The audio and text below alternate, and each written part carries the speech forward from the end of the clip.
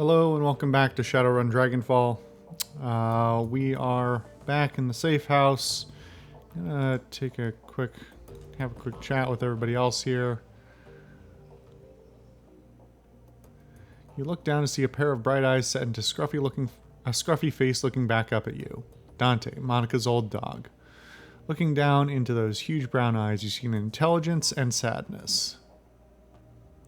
On some instinctive level, he must know that his master is gone. Dante lets out a small whine, then rubs his head against your leg.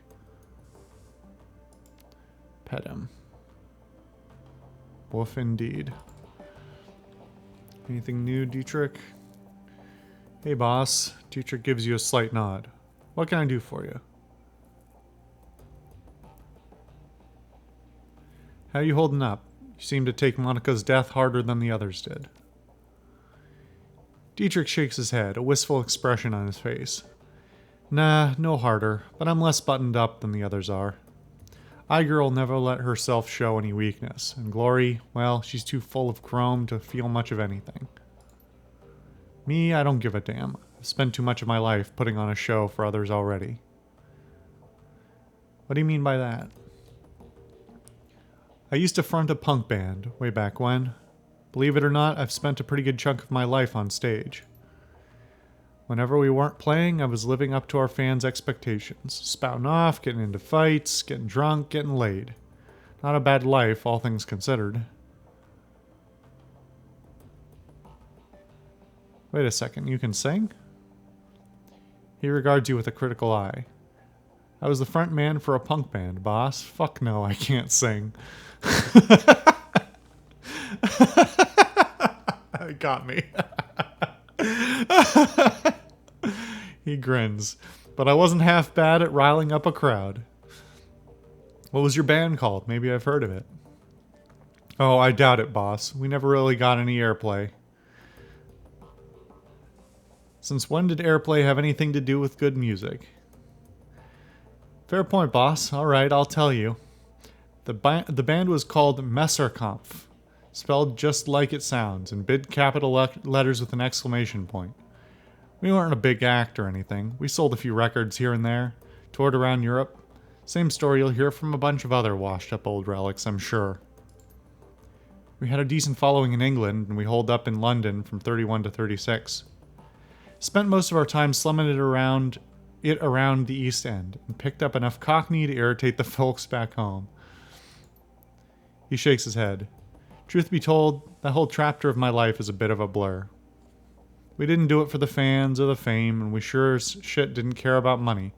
All that mattered to us was staying young and drunk and angry. He takes a moment to examine his gnarled hands, a sad smile on his face. We managed the second two. Good God, where has the time gone? Dietrich shakes himself from his reverie and looks back up at you. That familiar, easy grin returns to his face. Well, anyway, boss, everything ends eventually, and I washed my hands of all this years ago. So let's change the subject, if you don't mind. How'd you go from fronting a band to running the Shadows? Wasn't as big a leap as you'd think. I already had a healthy disrespect for authority, and I had the magic to back it up. One nice thing about shamanism, as long as you keep your idol happy, it doesn't matter what else you do. The Dragon Slayer chose me to be his servant, and as long as I was scrapping with someone bigger than me, he didn't much care whether I did it on stage or in the shadows. Tell me about the Dragon Slayer. He shrugs. Not much to tell. He chose me when I was just a kid. I could always feel him in my heart, goading me to laugh louder, hit harder, and get rowdier than the rest. Of course, my family didn't understand, but the hell with them, I thought. I knew that I was destined for greater things. So I listened to him. I cracked the skulls of a lot of bad people. He saw this and was pleased, and rewarded me with magic. And I used that magic to crack bigger, thicker skulls, and so on. He shrugs. It's a simple life, but a good one. So that's interesting and something I'm not really familiar with. As I mentioned before, I'm not super familiar with the Shadowrun lore. I know a little bit of it, but the idea of the shaman idols being like actual powerful deific figures that have the ability to actually, give individuals magical powers. I mean, it's interesting because it does, like, specifically for shamans, it is, you know, it is like a communing with another realm, so to speak, but that's, to at least in these games and what I've personally read of other Shadowrun media, like, not really explained all that clearly. And maybe that's deliberate because you just don't want to over explain something and get yourself in trouble when it doesn't make sense. But yeah, I mean, the idea of a god or demigod or whatever, in a semi-realistic setting that actually has the ability to influence the world and the individuals within it. It's a fascinating thought. It is one of the things I do really like. I think I mentioned this at the beginning of Shadowrun Returns, is that just the idea, I like the low fantasy aspect of Shadowrun as a setting where there's not only like fantasy races, but also the combination of magic and technology. I think is one that's not used all that often, or is used weirdly, where they're sort of in conflict with each other and not super well. It just reminds me a little bit of like Divinity Original Sin and Original Sin 2. I'm not real big on the way they handle like source in there. Seems very like it's used as a pretty blunt instrument in terms of explaining like magic in that world and the social connotations of it. But then there's like other things to compare it to, like Arcanum. By the way, if you want to go watch me play Arcanum, you should watch my Arcanum playthrough, because that got fucking wild. Where you've got, it's not like a great portrayal either, I don't think, but it's fascinating in terms of like, at least there's a unique element there of magic and technology being like so directly opposed, as that they literally destroy each other when they get close to each other. So it's a fascinating dynamic there, but still not explored in a way that is, I don't know, doesn't seem fully integrated into the world building like it does in Shadowrun. On the other hand, in Shadowrun, it sort of seems like the magical aspects of it, there's most of the world is technological, and the magical aspects mostly only kind of come in as a gameplay and lore element. Aside from the fantasy races, like magic, I don't know. There's like not, as far as I'm aware, there's not like stuff powered by magic. There's not a lot of practical magic, which would be the kind of thing you might sort of expect in a mixed technology fantasy world, which is something I would actually credit Arcanum with, where you see, hey, you could light this fire with like a flint and steel or a electric lighter or whatever, or you could do it with a flame spell, which is, I think that's like sort of the level I really want to see that is almost never done. So anyway, I digress yet again. Any thoughts about the last run that you'd like to share? Well, we found Winters. That's something, I guess. This whole field has me feeling uneasy, boss, but at least we have a direction to look in. Take it easy.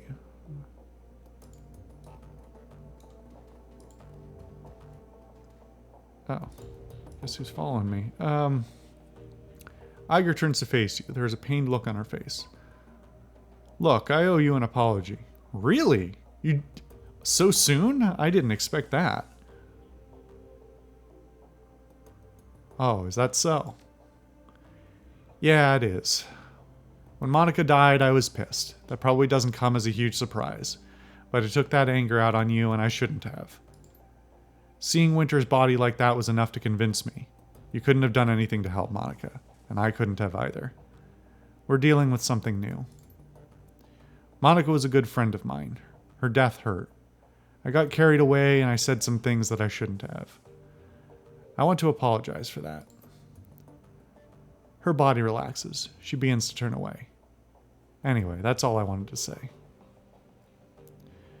There are a few things that I want to say. She stops and turns back to face you. You can see the weariness behind her eyes. Go ahead. No one's stopping you.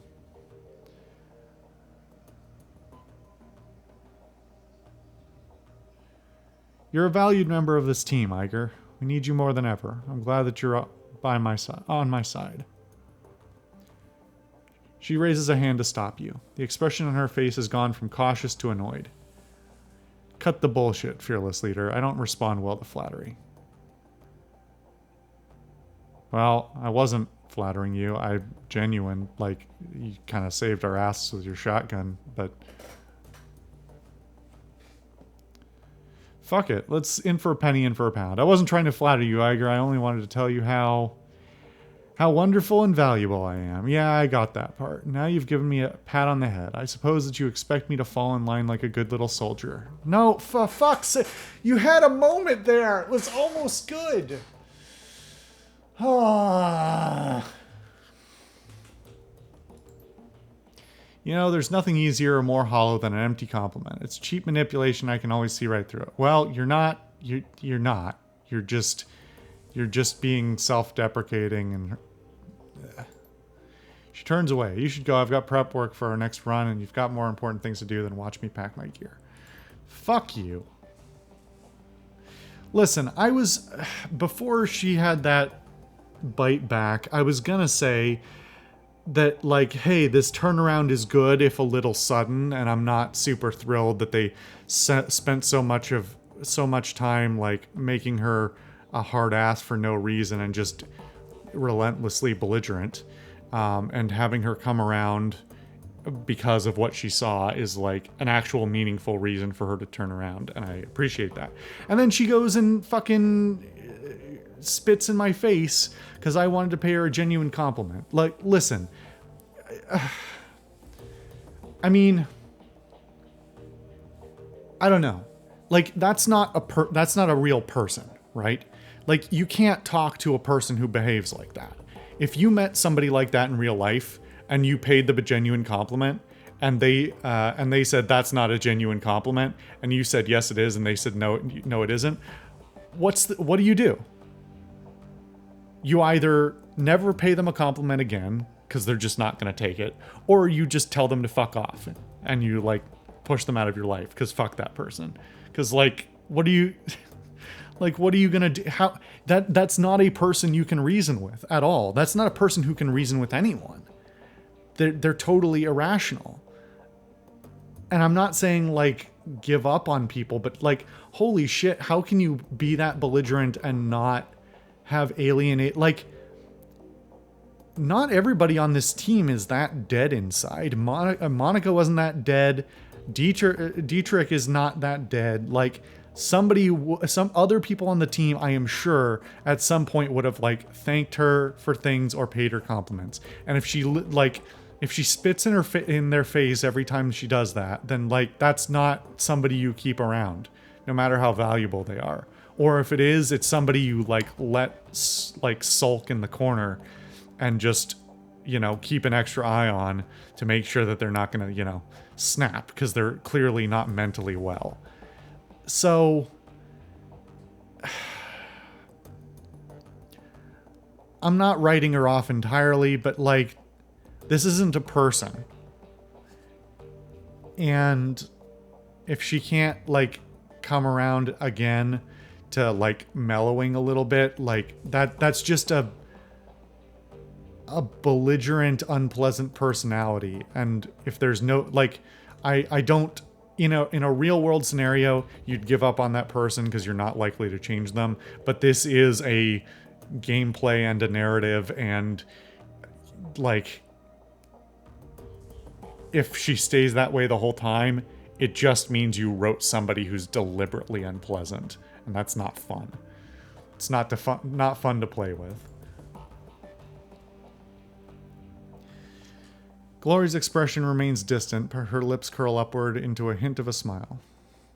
Alice, need something? Everything still okay with you? You never need to worry about me, Alice. I'm fine. Any thoughts about the last run? No, Alice, nothing right now. Do I want to pester her? I don't know. Like, it doesn't seem like I'm going to alienate people. Like, the narrative seems too locked in for this to be a bad idea. I'd still like to know more about that chrome you're sporting. It's not a story I'm interested in telling out of context. If you really want to get into it, we're going to need to go back. Way back. She stares at you with her cold, dead eyes. I'm not sure you want to do that.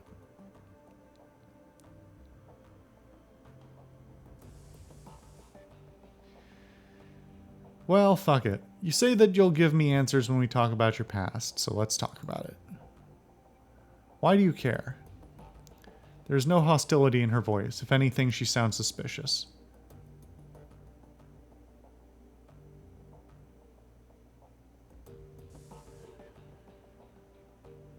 Huh.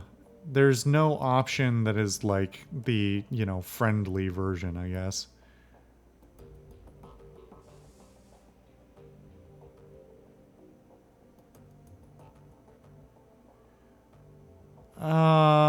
I don't really like this statement, the strength of this statement, but I'll go with it. Because I'm the leader of this team and I need to know as much as I can about the runners who are working with me. She pauses for a moment, considering, then she nods. All right, fine, we can talk. But we're doing it on my terms. This is a long story, Alice. Long and ugly and cruel. Are you sure you want to hear this? Well, the answer is yes, but we're going to do it in the next episode. I'll see you guys then.